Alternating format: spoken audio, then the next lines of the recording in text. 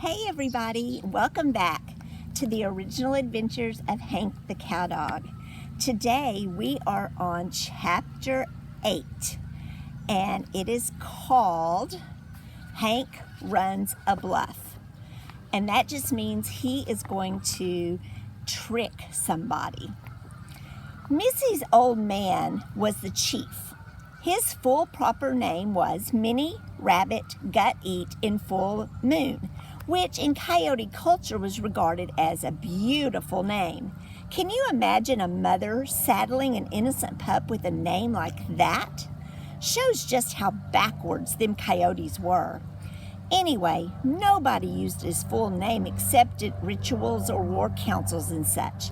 Mostly they just called him Chief Gut or just plain Gut. Gut was an old devil, skinny. You could count every rib he owned on both sides. Looked like a one-way plow with a wet blanket thrown over his discs. He walked with a limp, packed his right front leg, which was missing a couple of toes, had a long scar down the front of his face, his nose was all beat up, and his left ear looked like a rat had been chewing on it. He came limping over to where I was, and strangely enough, he had a smile on his face. Made me feel a little better about things, but not much. "Aha," he laughed. "Daughter catch dog, coyote girl pretty, huh?" "Mighty pretty, yes she is. You like, huh?" He turned to the other coyotes. "Dog-like girl who drink blood. Think she pretty." They roared at that, got a good chuckle out of it. I must have missed the joke. Old Gut turned back to me. "Oh, foolish dog to chase coyote girl into canyon. Very, very foolish you leave ranch. Come here without big hat and boom boom." I'm doing my best to translate this conversation from Coyote dialect, but maybe I ought to pause here to clear up some of the terminology. Big hat was the Coyote word for cowboy, and boom boom meant gun. Thought I better just straighten that out. I mean, you can't expect everyone to be fluent in 3 or 4 or 5 languages. I was, but that was just part of my job. One of the many things a top-notch coyote had to master before he could take over a ranch and run it the way it was supposed to be run. I might also mention that I had a fair knowledge of the coon, possum, and badger dialect, and I could bluff my way through the chicken and prairie dogs. Actually, chicken is pretty simple. Chickens are so dumb that they only have about half a dozen words in their whole language, and 3 of those words are just different ways of saying help. All right, we've got all that out of the way. Now, where was I? Old Gut turned to me. "Oh, foolish dog to chase coyote girl into canyon. Very, very..." Oh, we've already heard that. "Now, you in big trouble, huh? You do good job, daughter catch dog." "Not catch dog," she said. "Dog help, save life. Name Honk. Honk friend." The old man scowled. "Honk not friend. Fight coyote many time away from chicken. He chicken dog." Chicken dog, them was fighting words. If Missy hadn't been there to hold me back, I might have cleaned house of the whole coyote nation. Me and old man Gut went nose to nose and were growling at each other when I caught some motion out of the corner of my eye. I looked, and it was Scrunch. He was crouched low, walking really slow. The hair along his back was bristled all the way from his back of his neck to the tip of his tail. He had a snarl on his mouth that showed 2 long rows of white fangs. He was a big dude, tall, brawny, raw-boned, and so ugly that a guy could hardly stand to look at him in the face. Kind of throwed a chill into me. Old man Gut backed off. "Now what you say, chicken dog? You scared betcha, huh?" I swallowed and tried to keep my knees from going out on me. "Nah, I ain't scared." "You not scared, Scrunch? You're not very smart. Scrunch very bad fellow." I glanced at Missy. Tell your brother that I don't like the look on his face."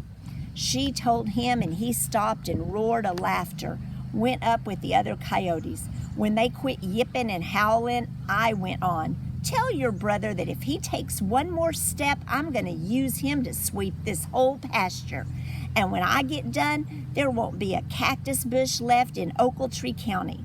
She told him. He grinned and took another step. "Tell your brother that I saw that and I won't forget it." Missy shook her head. "Not to talk so big. Make Scrunch mad. Big mouth make big trouble."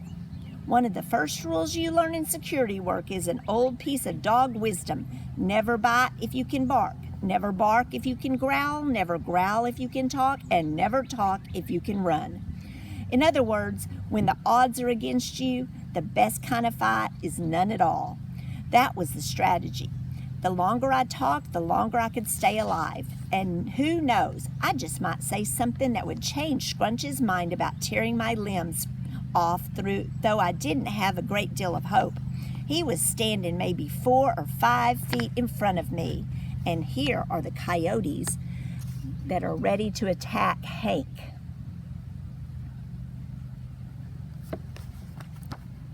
Oh my goodness, I'm so worried about Hank. A hush had fallen over the tribe and all eyes were on the two of us. He sat down and leered at me. And I mean leered, brother. That was no ordinary leer. I leered back and tried to anyway, though I'd never really perfected a good leer. And then I turned to Missy again.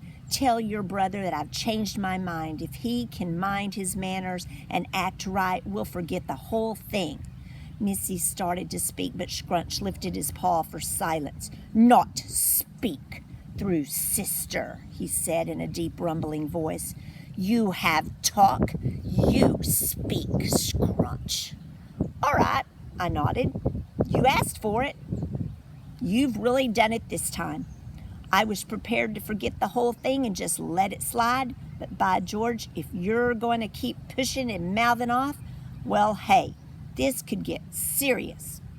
Come on. He didn't move. "Come on.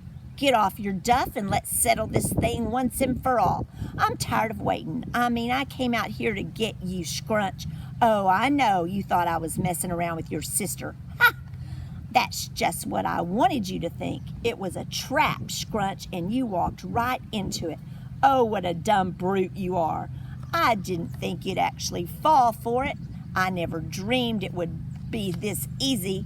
All these months I've been waiting to even the score with you, and I never dreamed I could just walk into the canyon and you'd come over to me." Speaking of silence, them coyotes were silent. Guess they couldn't believe what they were hearing. Scrunch glanced at Chief Gut, Gut glanced at Missy, Missy glanced at me, and I gave her a smile and a wink. Scrunch stood up, and so did the hair on the back of my neck.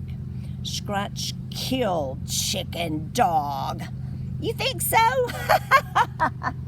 You actually think that? I cut loose with wild laughter. Holy cats, where have you been all your life? You've been up in that Bohawks too long. Scrunch, you're so country it hurts. You're pathetic. I almost feel sorry for you. I took a step toward him. You still don't understand, do you? It still hasn't soaked through your thick barbarian skull, and you've walked right into my trap. I can't believe this. Scrunch cut his eyes toward Gut. Scrunch killed Chicken Dog. But there was less of a conviction this time. Okay, I marched up to him until there weren't more than a couple of inches between our noses. If you're bound and determined to go through with this, let's get on with it. But first, I want you to do something. I want you to ask yourself this question. Why would a smart dog walk right into the middle of a bunch of coyotes in their country? Put your little brain to work on that, Scrunch. If you figure it out, you'll know the secret. I'll give you 30 seconds. Nobody moved.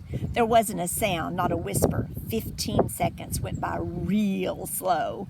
I was in the process of checking out the escape route when an old woman coyote, Scrunch's mother it turned out, broke the circle and came out to him. She whispered something in his ear. "No," he growled.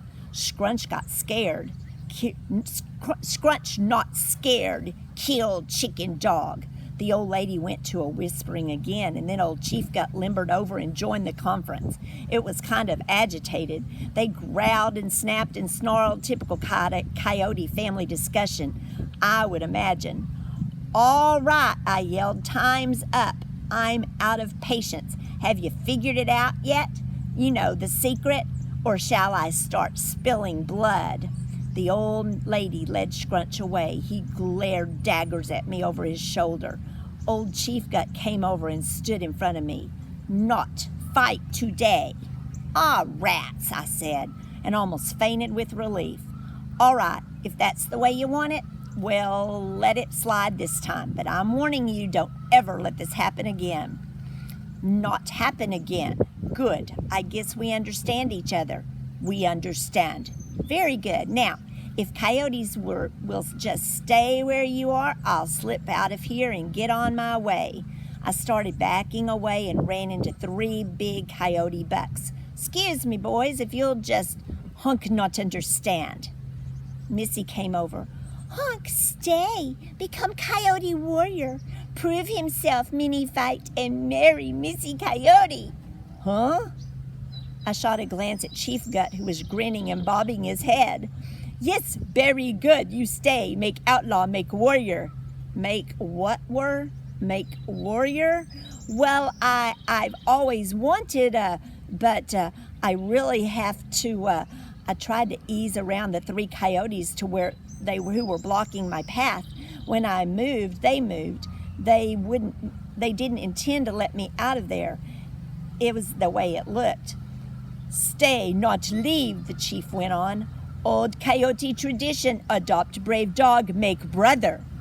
"Brave?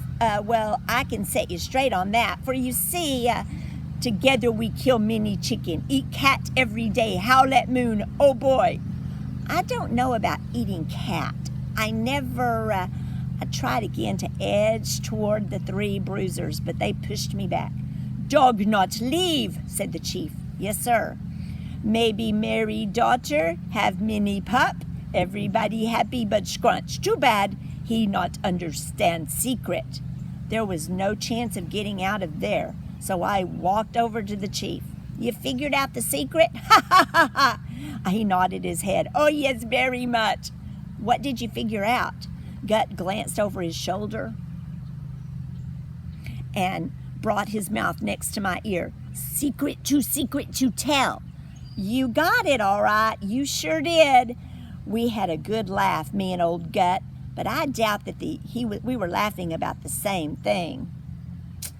So tomorrow we're going to read chapter 9, Me Just a Worthless Coyote.